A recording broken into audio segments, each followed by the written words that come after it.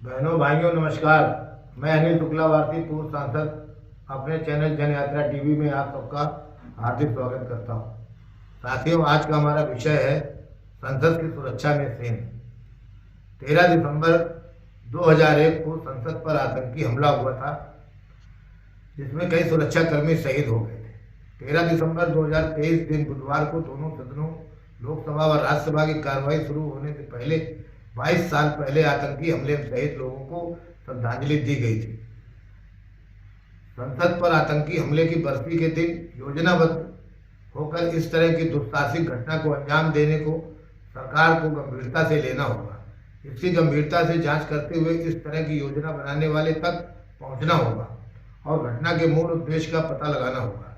इस घटना में कुल 6 लोग शामिल थे, जिनमें 2 युवक सागर शर्मा व मनोरंजन डी मैसूर के सांसद प्रताप सिम्हा की सिफारिश पर दर्शक दीर्घा के पास प्राप्त किए थे, जबकि एक युवक अमोल सिंधे व नीलम भारती नाम की युवती संसद की बाउंड्री से बाहर परिवहन भवन के पास खड़े थे। इनके अलावा 2 युवक विक्रम और ललित झा थे, जो वीडियो बना रहे थे और वीडियो को सोशल मीडिया इंस्टाग्राम पर अपलोड भी कर दिया।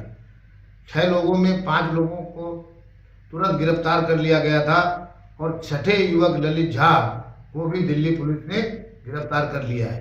योजना सभी 6 लोगों के बीच संबद्ध थी, क्योंकि जिस समय दर्शक दीर्घा में अगली पंक्ति में बैठे युवक एक एक कर संसद भवन में कूदे और जूते में छुपाकर ले गए कलर स्मोक क्रैकर से संसद भवन में धुआं फैलाना शुरू किया। उसी समय परिवहन भवन के पास खड़ी युवती व युवक ने भी कलर स्मोक क्रैकर से धुआं फैलाया और सरकार विरोधी नारेबाजी की। जिस समय संसद भवन में घटना घटी, वहां अफरा तफरी मच गई और कुछ सांसद दरवाजे की तरफ भागने लगे, परंतु कुछ सांसदों ने उन्हें पकड़ लिया और पिटाई कर सुरक्षा कर्मियों को सौंप दिया। सभी युवक देश के अलग अलग स्थानों से हैं, जिसमें सागर उन्नाव का है तो मनोरंजन मैसूर का निवासी है, जबकि अमोल महाराष्ट्र के लातूर और नीलम हरियाणा के जिंद की रहने वाली है। एक आरोपी विक्रम गुरुग्राम का रहने वाला है और ललित झा का कनेक्शन कोलकाता से है। अमोल सिंधे ने अपने बयान में बताया कि वह सभी लोग पिछले 4 वर्षों से इंटरनेट मीडिया के जरिए आपस में जुड़े थे। इस घटना की थीम मैसूर में तैयार की गई थी, जिससे यह पता लगता है कि इस घटना के सूत्रधार अन्य लोग भी हो सकते हैं। इसलिए लोकसभा की सिफारिश पर गृह मंत्रालय ने इसे गंभीरता से लेते हुए जांच के आदेश दिए हैं। सभी के खिलाफ धारा 120B और UAPA के तहत कार्रवाई हो रही है।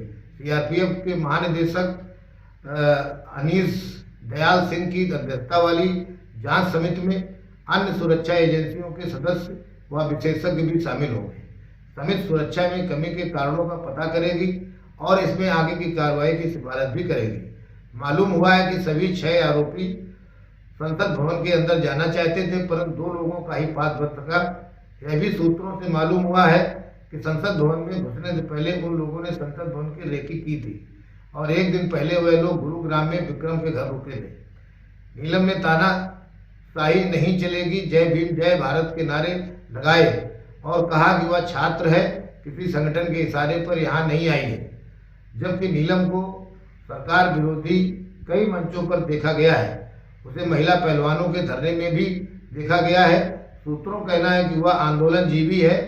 उसके द्वारा लगाए गए नारों से साफ संदेश मिलता है कि इन लोगों ने विपक्षी पार्टियों के इशारे पर इस घटना को अंजाम दिया है। इन लोगों ने इस घटना को अंजाम देकर जहां पूरे देश को स्तब्ध कर दिया, वहीं इस घटना को लेकर पूरी दुनिया में गलत संदेश गया। दर्शक दीर्घा में जहां एक कागज तक ले जाने की अनुमति नहीं है, वहां स्मोक क्रैकर लेकर कैसे पहुंच गए। निश्चित तौर पर यह सुरक्षा में बड़ी चूक है और इसकी जांच गहनता से होनी चाहिए तथा नए संसद भवन की सुरक्षा व्यवस्था का नए सिरे से पुख्ता प्रबंध होना चाहिए। संसद की कई स्तरों की जांच को भेद कर जिस तरह से 2 युवक स्मोक क्रैकर लेकर संसद भवन में कूद गए, उसे काफी गंभीरता से लेना होगा तथा इस लापरवाही के लिए जिम्मेदार सुरक्षा कर्मियों के विरुद्ध भी कड़ी कार्रवाई करनी होगी, जिससे अभी तक 8 सुरक्षा कर्मियों को निलंबित भी कर दिया गया है। जांच इस बात की भी होनी चाहिए कि दोनों युवकों को की जांच इस बात की होनी चाहिए कि दोनों युवकों ने सांसद प्रताप सिम्हा से दर्शक दीर्घा के पास कैसे हासिल कर लिए। इस घटना के बाद सांसदों को विजिटर पास देने पर रोक लगा दी गई है। इससे संतुष्ट नहीं हुआ जा सकता है। सांसदों की भी जिम्मेदारी है कि वह जब तक पूर्ण रूप से परिचित न हो संसद में घुसने के लिए पास की सिफारिश न करें। संसद की सुरक्षा और कड़ी करने के लिए तथा घटना की गंभीरता से जांच करने के लिए लोकसभा स्पीकर श्री ओम बिरला ने गृह मंत्रालय के सचिव को पत्र लिखा है। संसद की सुरक्षा में चूक का मामला सांसदों द्वारा संसद में जोरदारी उठाया गया और शाम को सर्वदलीय बैठक कर संसद सुरक्षा को लेकर गहन विचार विमर्श भी किया गया।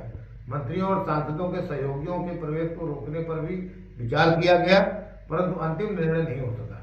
सूत्रों से पता चला है कि अब प्रवेश द्वार पर पूरे शरीर की जांच करने के लिए स्कैनर लगाया जाएगा तथा नए संसद भवन में अलग अलग गेट से प्रवेश की व्यवस्था की जाएगी। संसद भवन की सुरक्षा व्यवस्था पहले से ही व्यापक है। किसी विजिटर को अंदर प्रवेश करने पर त्रिस्तरीय सुरक्षा से गुजरना पड़ता है, पर अब इसे और सख्त किया जाएगा।